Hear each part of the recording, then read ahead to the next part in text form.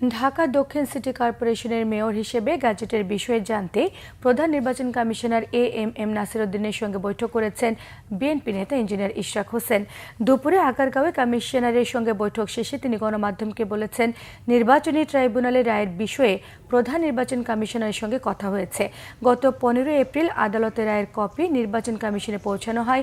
10 কার্যদিবসের মধ্যে গ্যাজেট প্রকাশ করার কথা কমিশনের। ইঞ্জিনিয়ার ইশরাক হোসেন বলেছেন, ঢাকা দক্ষিণ সিটি কর্পোরেশন নির্বাচন বাতিল চেয়ে নির্বাচনের পরপরই আদালতে মামলা করেছিলেন তিনি। সবকিছু আইনসিদ্ধভাবে করা হয়েছিল দাবি করেছেন তিনি। 180 দিনের মধ্যে মামলার মীমাংসা করার কথা থাকলেও তৎকালীন মেয়র শেখ ফজলে নূর তাপসের হস্তক্ষেপের কারণে তা এত দিনেও মীমাংসা হয়নি বলে জানিয়েছেন ইঞ্জিনিয়ার ইশরাক হোসেন।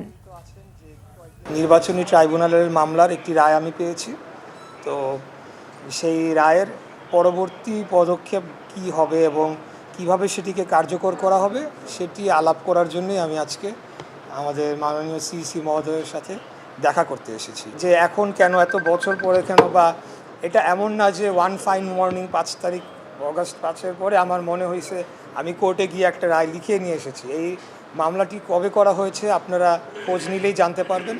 এখানে একটা টাইম ফ্রেম থাকে যে 30 দিনের মধ্যে অভিযোগ দায়ের করতে হয় ইলেকশনের ডেটের। সেই 30 দিনের মধ্যেই করা হয়েছিল।